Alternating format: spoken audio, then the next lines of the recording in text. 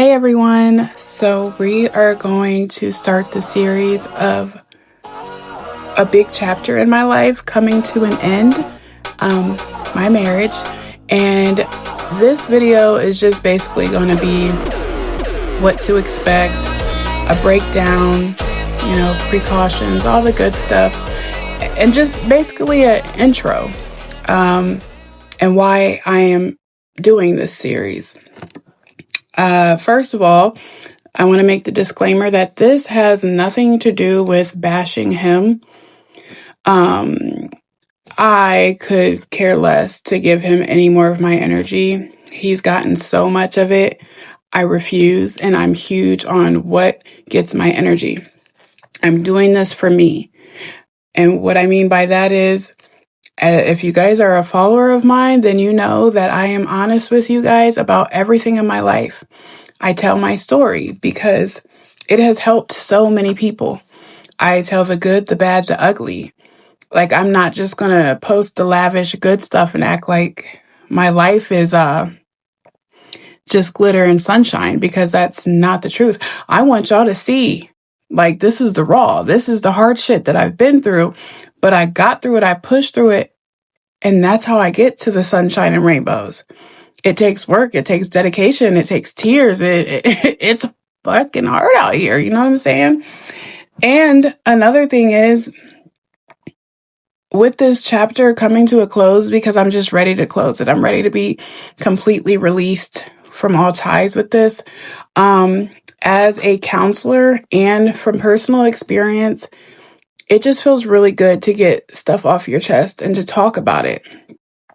It does. And I have been quiet for months.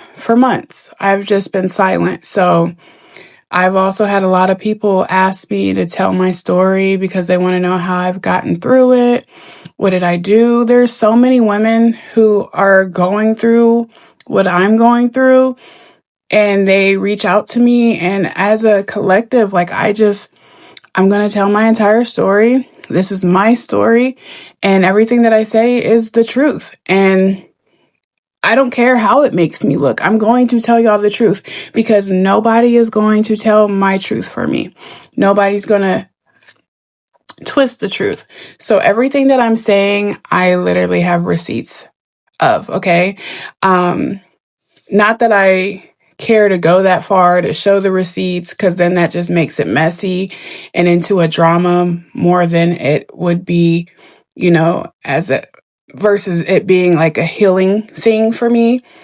But I just want to make that abundantly clear that none of this that I'm about to say is a lie. I tell it as it is, and it is what it is. And I just hope that this not only helps me, but helps you other women, because I know a lot of women have came to me already saying how much I've helped you, just being transparent and honest. Besides, this is a huge part of my story, a huge part, not just my story, but my recovery journey. I'm going to tell you guys basically like when you tell your addiction story, what it was like, what happened, and where you are now.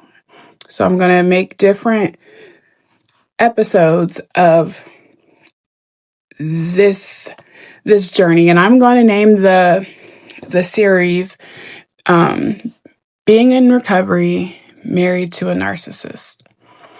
And the importance in this is there's so many different types of abuse, and we all walk different paths of lives. And when we experience something for the first time and you have trauma, it's hard to distinguish if things are really happening or if your mind is just overreacting.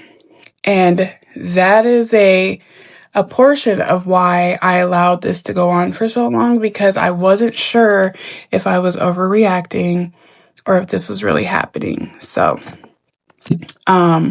yeah. And I am going to tell my faults and my flaws. I mean, you can, weigh and contrast them. I don't care. all I can say at the end of this all is that I gave this marriage my everything, my absolute everything. I fought like hell. I truly was in love. I loved that man unconditionally. My kids loved him unconditionally. I was loyal the entire time, loyal to the end, even when I shouldn't have been, even months and months and months after the affair that he says isn't an affair. But I'll let you guys, create your own narrative after I tell the story. But yeah. All right. So with that being said, my name is Tatiana Johnson, about to be Elliot again, and I am 7 years sober. I'm about to be 8 years sober from hard drugs. October 29th of this year. Sorry, guys. It's been so long, in recovery. I don't even really count anymore. But, I met my husband in 2018. Was it 2008? I think it was 2019. Yeah, I met my husband in 2019. And my sober date is 2018. And when I met him, he was still technically married. And I didn't know that. It wasn't until he just started acting like we were supposed to. I met him online on Facebook. He jumped in my inbox. And this is why I have the rule now that my dream guy is not on the internet. I mean, who knows? But right now, that's what I'm sticking with. But yeah, he jumped in my inbox and we were talking about dyeing his hair or whatever. And we met up for the first time. And our first date was literally a walk in the park. We went for a walk in the park and we were there all day just talking. And honestly, that was the best date of my life. I love how intimate it was. And when I say the simple things really mean the world to me, I mean that it's priceless. I'm not a woman that wants material things. I just want genuine love and attention. That's all. I don't want your money. I don't want nothing. I just want you, And afterwards, we got some ice cream for like $3. Okay. And from that moment on, we were supposed to be in a relationship. Well, first of all, I think it was like a couple days in, a girl got a hold of me stating that she had sexual relations with him and this and that he's cheating on me and this and that. Now, this man at this point was already telling me that he loved me. He told me he loved me first. And I'm just like, what the fuck is going on? So I contacted him and I'm just like, really? So you're single, that's what you're telling girls and you just had sexual relations? Like, what the fuck, right? And of course he denied it, but she showed me the proof. So, he was already kind of starting to act weird already. And that was the icing on the cake. I'm like, you know what? Either you choose me fully or like I'm completely done. I don't know what the fuck this is and what you have going on, but I'm done. That should have been my first red flag, right? You would have thought, but I wasn't healed. Like the things that you put up with shows you just how unhealed you are in that season. And that's one thing I want you guys to take from this story.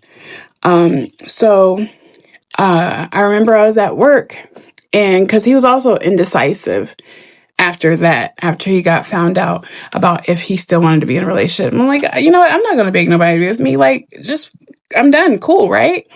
So I'm at work. I just got a new job, a big girl job coming out of recovery. I got an office job. I'm starting my career. I'm moving up in the world. I get a text at work and he said, I want to talk. I made up my mind and I do want to be serious. And from that moment on, he was amazing. But wait, there's a catch. Y'all got to watch the next episode and we'll start really getting into it. All right. Love you. Bye and follow me.